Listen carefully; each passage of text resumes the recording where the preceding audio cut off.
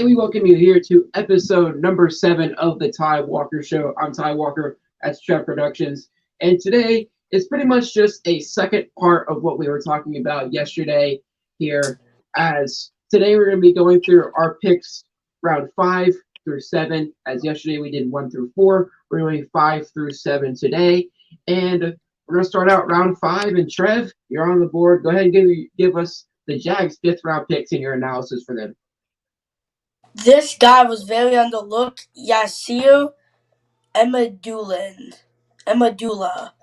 He was completely Yasir Emadula. He was completely overlooked. In the last 2 seasons, this guy be having 5 forced fumbles, 20 sacks, 2 interceptions, 7 passes defended, almost 80 tackles. He was completely underlooked. He is an amazing off-the-ball defender, and like I said, yesterday about the Miller pick, it's hard to get him down because, like I said, he had 20 sacks. So, when somebody has 20 sacks in the last 2 seasons, who plays in a very, kind of like an elite level of play. Obviously, college is a pretty elite level of play. Not as elite as in the NFL, but yeah. But when Chet Barkley was saying it, the GM for the Jags, when you see someone with 20 sacks in the last 2 seasons, you know he's about to be a great player in the NFL. Yeah. Is that your only 5th round pick, or do you have more? Wait. Boy. Or do you have any more picks? Is that the only 5th? Yeah, wait.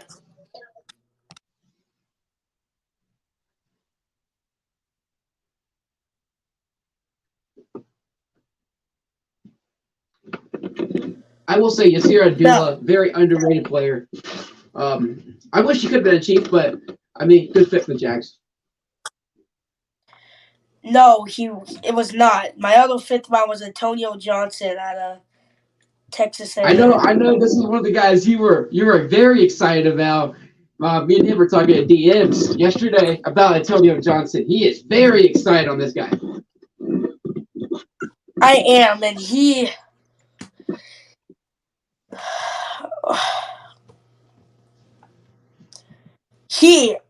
is a tough player that, me personally, I think he is the best safety in college football. That's just me. I just feel like he's definitely the best,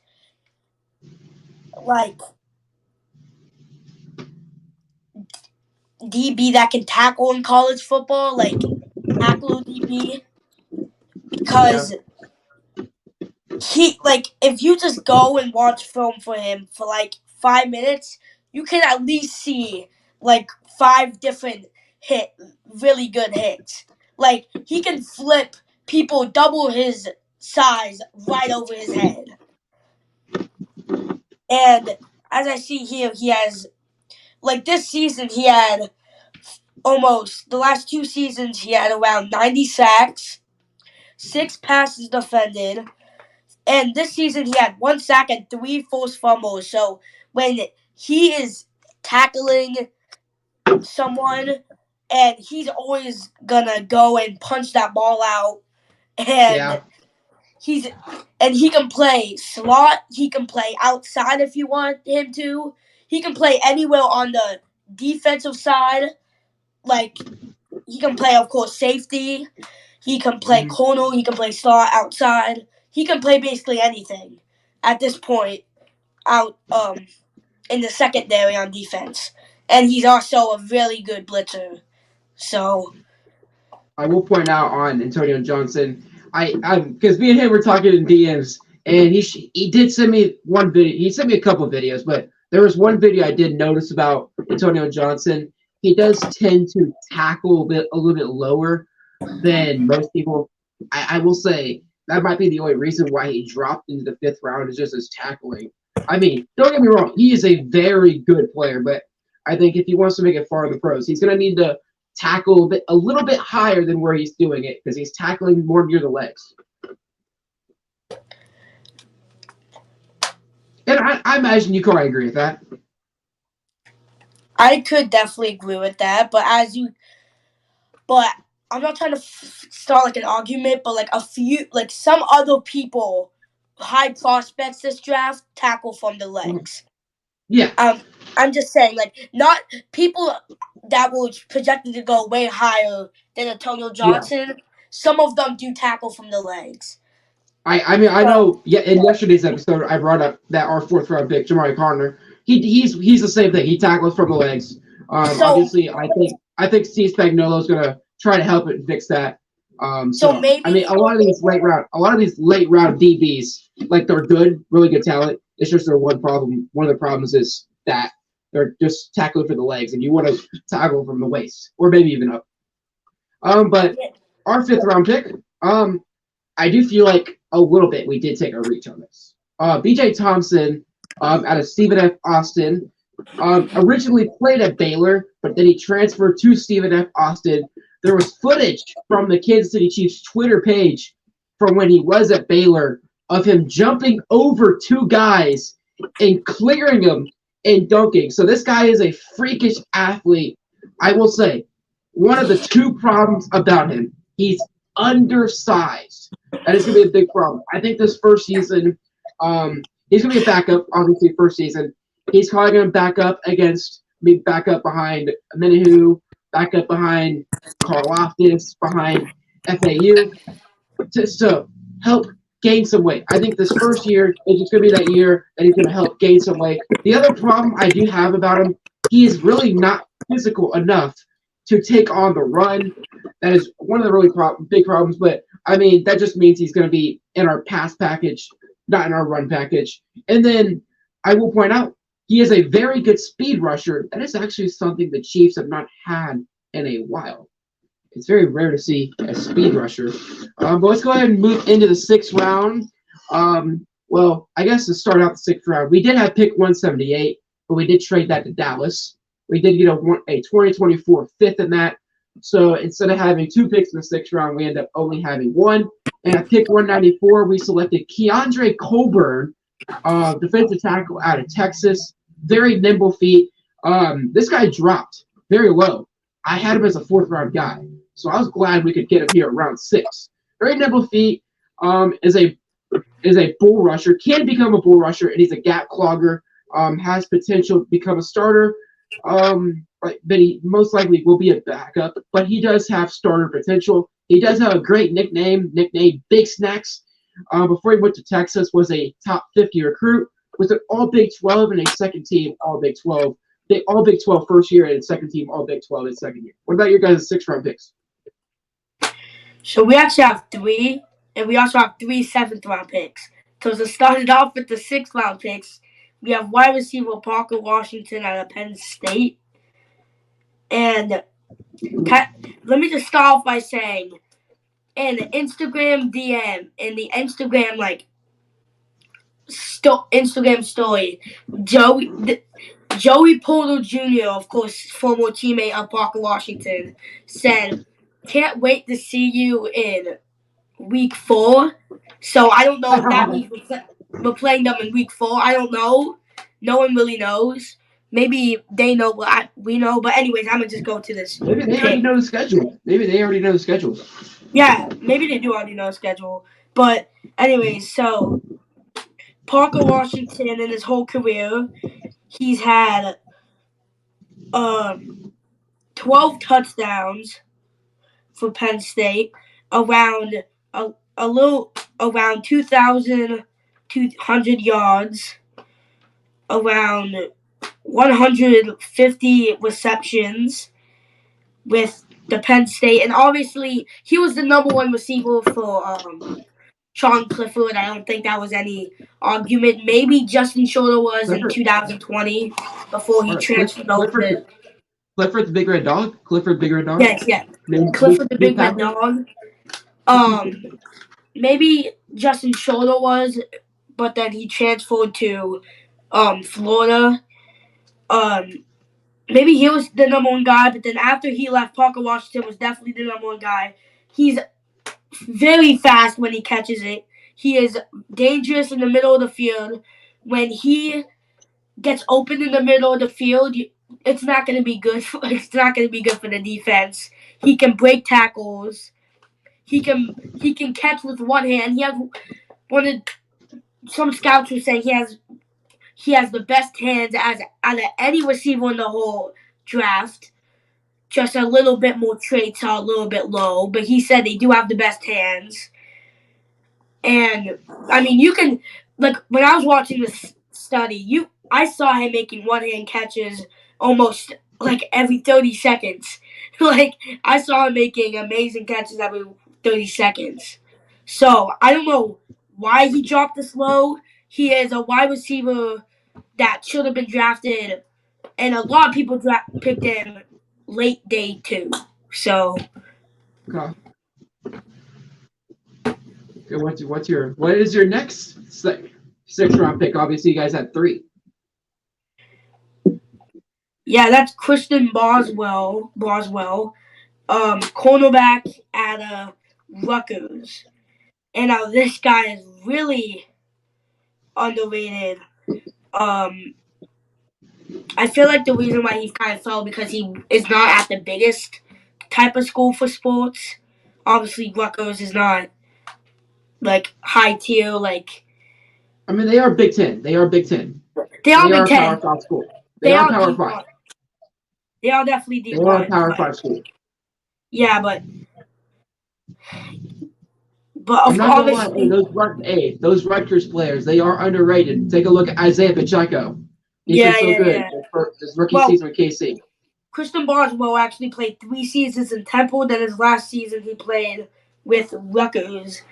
But in his whole career, he had, let me do the math, 6 picks. He had 3 forced fumbles. He had around 60 tackles, 21 passes defended.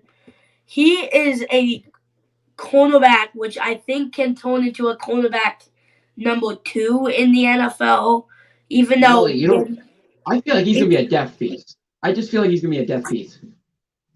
He could definitely be a depth piece, but if your team doesn't have good corners, he could definitely be in the corner 3, corner 2 spot. He was the corner 1 for Rutgers, but in Temple, but obviously what Trent Baalke was saying, going on to that, he was they did lots of study, one of the most studies on this guy. They didn't invite him to a top 30 visit though. Mm-hmm. But Trent Baalke did a lot of study on this guy. They were planning on getting him during the draft, but then they kind of forgot. But then I do want to. I will interrupt you real quick. I mean, I do like the pick. I mean, there was something Brett Veach said, Chiefs GM, not too long ago, and he said that these late round corners and linebackers really good, and just like the guy you're talking about from Rutgers, really good. I mean, 9 picks, really good player. I mean, I think Brett Veach. I mean, I think you can agree with Brett Veach saying that these late round corners and linebackers pretty good. Yeah, I can definitely agree with that. They are really good. So who is your guys' 3rd 6th rounder? Our 3rd 6th rounder is safety Eric Heller out of Pitt. The funny story about him is when Doug Peterson was saying about him, they were when they were calling him, the voicemail went to voicemail twice, but then the 3rd time everyone was screaming in the background. And then it went to voicemail twice, but then when he finally picked up the 3rd time, everyone was screaming in the background, and he was just so excited. He was crying on the phone. I think I heard a story about that. I'm pretty sure he thought it was a spam call. Maybe he did, but I read a story about it. He thought it was a spam call. but says once they got him on the phone, he was fired up. So he was like very happy when he finally went the phone, and everyone was cheering in the background. But anyways, so he, like Christian Boswell, he had lots of picks in his career. Yeah. He has 70 tackles. He's a safety that like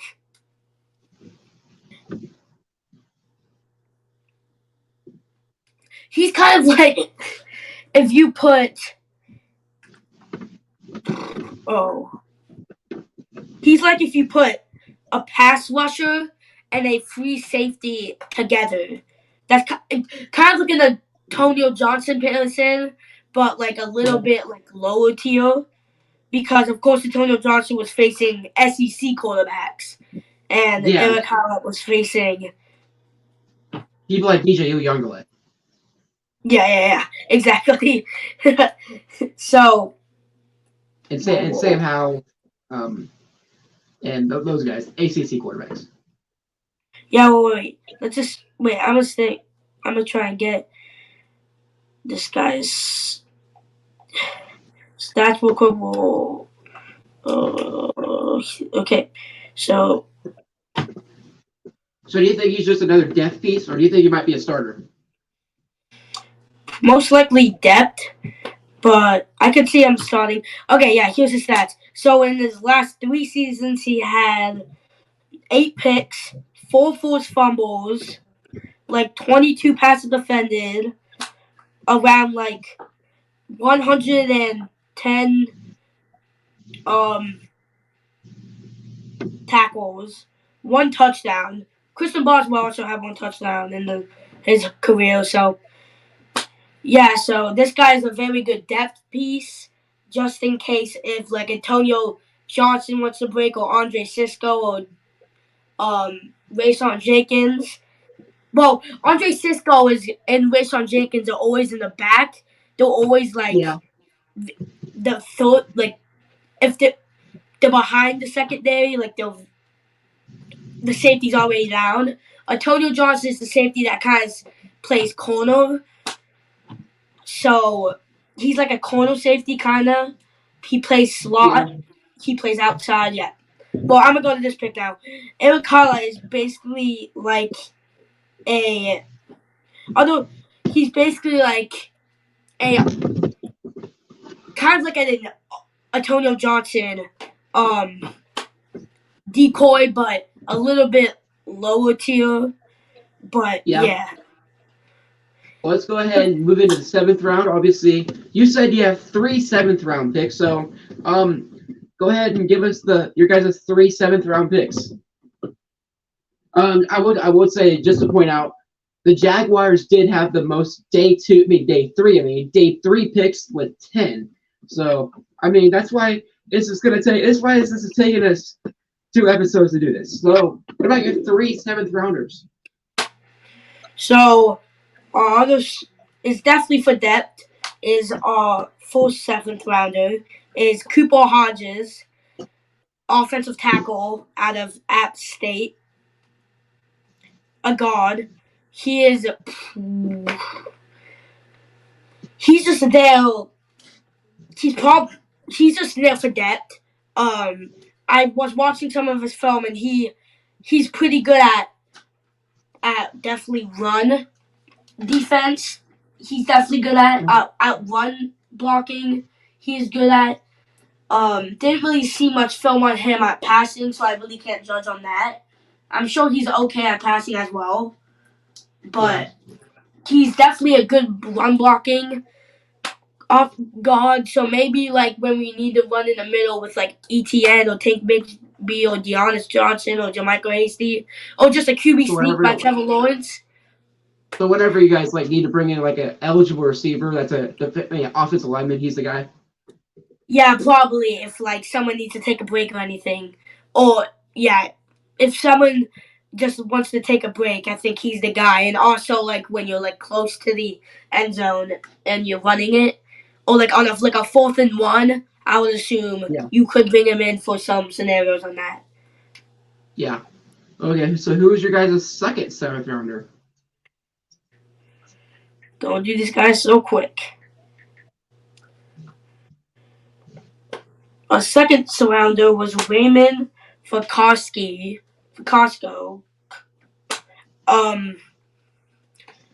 Defensive tackle out of North Carolina. Another death piece, guessing? Yeah. He is a depth piece. Oh, boy, I want to...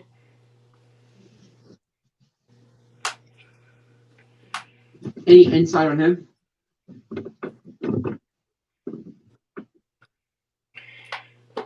Wait, Okay, wait, here it is. So, yeah. So, he is definitely a depth piece. He is good at just, kind of decoying the offensive lineman over to him. So, like, in his career, he only had 5.5 sacks in his whole career. But, like, he also had lots. The thing is, what I like about this is he actually had 7 passes defended in his whole career as a defensive lineman. And that doesn't seem like that much. But, like, as a defensive lineman, I like That's that a because, lot. yeah, I know. So, that's good because he can put his hands up and he can deflect the ball. So, he's definitely a good piece for that. I will Just assume want to point he'll. out that I think that could be a big sleeper pick right there. I mean, 7 pass defenses right there. That could be a very big sleeper pick. In the last 3 seasons. So, Yeah, that could be a sleeper pick. yeah, I would. Don't sleep on that one. That one could be a good one in the long run.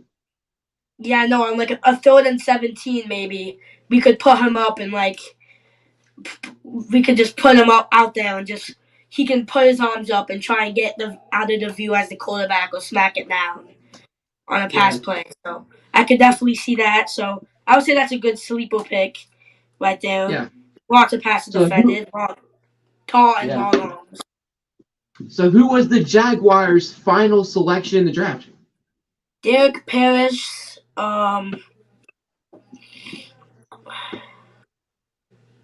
He once, fun fact, he once ate a 7-pound steak. Nice.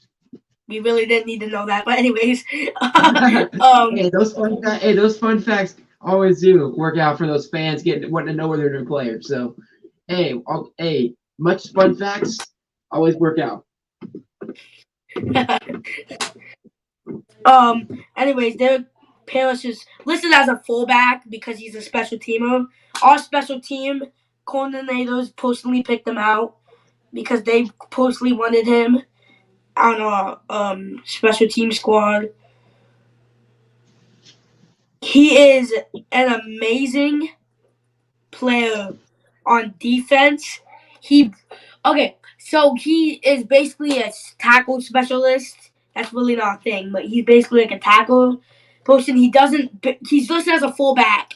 I don't seeing any film of him going on offense. I would assume he did because he's listed as a fullback. But yeah, but he's like a special teams guy. He's just a special teams guy. He's a special teamer. He can get to the QB. I know he had like at least a few sacks in his career. At least I don't know his stats right now. They really just don't show. But when I saw his film, I saw like 5 sacks from him. So I know he has like a lot of sacks in his college career. So he can play defense as well. He can play defense as well. He can't play defense. Like if a few players are tired, we can just put him in, and he can definitely play defense. He's an electric rusher, so he is tiny. He can just squeeze by the offensive lineman, and like I said, he's amazing at tackling returners and kick returners. So our special team coordinators picked him out. Okay. With the final big player in this episode, the Chiefs had only one selection in the 7th round because we traded a lot of the 7th rounders because of us trading up. And our final pick of the draft at 250 was Nick Jones, corner out of Ball State. Fun fact: he is the first Ball State player selected since 2018. Also, another fun fact: This was the James Drods pick. And before the pick was announced, he went on and said, Eagles, what happened? So I thought that was pretty funny. He was a 3-star recruit coming out of high school, went to Ball State, was a second-team All-MAC.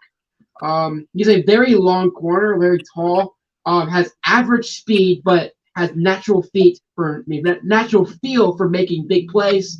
He is effective at rerouting. Whenever a player changes their route, he's effective at rerouting. I put this in big, bold letters. He's a ball hawk, and that's what Brad Veach likes. That's why we signed Mike Edwards, former safety on the Tampa Bay Buccaneers. That's why we signed him, because he's a ball hawk. I will say one of the negatives about him, and this is why I don't think he'll be like one of the big starters. I think he might be a death piece special teamers. He does allow too much separation as a corner. I mean, I have seen a lot of film on him, and he does allow a lot of separation. But I have seen a lot of film. He's also a big hitter. He's also a very good hitter. I mean, I've seen a lot of film on him, but there's also not that much film on him because he's coming out of the MAC. Ball State's not really a big school. So, I mean, there's really not going to be much film on him. I mean, there's a couple of clips out there. Shout out KC Sports Network. That's where I really saw it. And then I saw a little bit from the East-West Shrine Bowl. He did win defensive MVP in the East-West Shrine Bowl. So there's another thing right there. So that was our final player in the draft. What do you rate the Jaguars draft? What do you rate it? A plus. A plus? Yeah. I'll give Come on, be realistic. Be realistic. There's no A plus drafts. Yeah, that's true. Realistic, I'll give it a B plus to an A. B plus and A? Okay, I can see that. I think Brad Veach had a good draft. I give it a B to a B plus. I don't think it's an A tier yet. I just want to see him play first. There's some of these guys I want to see play first. Yeah, especially I wouldn't say that. Especially guys like BJ Thompson. That's really one of the main reasons. And then another reason why my thing is like a B plus is Rashee Rice. Just the problems with the drops, the 21 drops in last year's seasons. Another reason why I give it a solid B to a B plus. Yeah, my players really don't have any problems. Like, we really don't have, like, any, like, problems, like, the drop problems. We really don't have any of that with any of ours. Like, Parker Washington did have, like, 9 drops in the last, like, 2-3 seasons. But that's kind of a lot. That's still a lot. But, I mean, like, he had Sean Clifford throwing to him. Yeah. Clifford the big red dog. I mean, that's also another reason for Rashee Rice. I mean, you're playing in the American Conference, but their quarterback, I'm just going to say that their quarterback really was not that good. So, I mean, a lot of those drops were just bad passes from Rashee Rice. Yeah, so, probably because when I was watching some Parker Washington film, like, not even the passes to, like, I was watching, like, a little bit of, like, sometimes, like, some of the film came up and it wasn't really to Parker Washington. Those passes were wobbly. Like, when he lobbed it downfield to, like, it was, I watched Penn State. I watched Penn State a lot because I had to watch Brendan Strange and so I had to watch Parker Washington. But Sean Clifford's passes could be really bad sometimes. Yeah, and that's the same thing Rashee Rice had to deal with. So, I mean, there's an understanding why both of our receivers that we drafted both have high drop rates. I know Rashee Rice had a very scary senior season. He actually led the whole entire FBS with receiving yards per game. I mean, that's insane. I mean, I will say, still the 21 drops is a little scary, but I mean, we'll have to see what he does. I think Patrick Mahomes is a ton more accurate than the SMU quarterback. I could agree with that sometimes. Sometimes. No, I'm just kidding. What? I'm just kidding. Yeah, no. Yeah. I think all of us can say that he is definitely more accurate than this no-name guy out here. But wait, I'm actually gonna see how much drops Parker Washington had. I think down below it did say 7 to 9. If Washi Rice didn't have those drops and had maybe like only 5, I think Washi Rice could have been a first-round talent. Yeah, I agree with that. I mean, I believe the quarterback for SMU, if I'm not mistaken, was Tanner Mordecai. Could you? I think you could look that up and see if I'm correct. I believe it was Tanner Mordecai. Yeah, wait, I'll say that, but I just want to see how much drops. But I mean, I don't really. I mean, Tanner Mordecai really was not a very accurate passer. Not as accurate Pat Mahomes. He's gonna have an accurate passer in Pat Mahomes there at quarterback. So I mean, I think the drops will go down. At least I hope so. At least I hope so. I mean, I guess there's a reason why Brett Veach traded up in the draft to get him in. I mean, just a fun fact: when we did trade up to get Rashee Rice, a lot of teams did start trading down. So I mean, that just tells you that a lot of teams really were high on Rashee Rice, and the Chiefs were just the winners of the battle.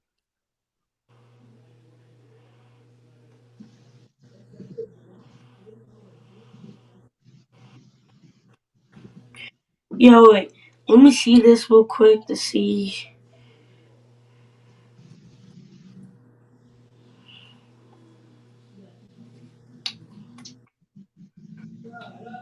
Uh, yeah, I don't know. I don't think he maybe had that much drops. But that is all for today's episode. Tomorrow, big day, interview with Bray Lassner. Finally, it's been put off a couple of times, but finally tomorrow's the big day. But I hope you guys enjoyed this. I'm Ty Walker. That's Trav Productions, and we'll see you guys tomorrow. Bye. Maybe like 5 drops actually.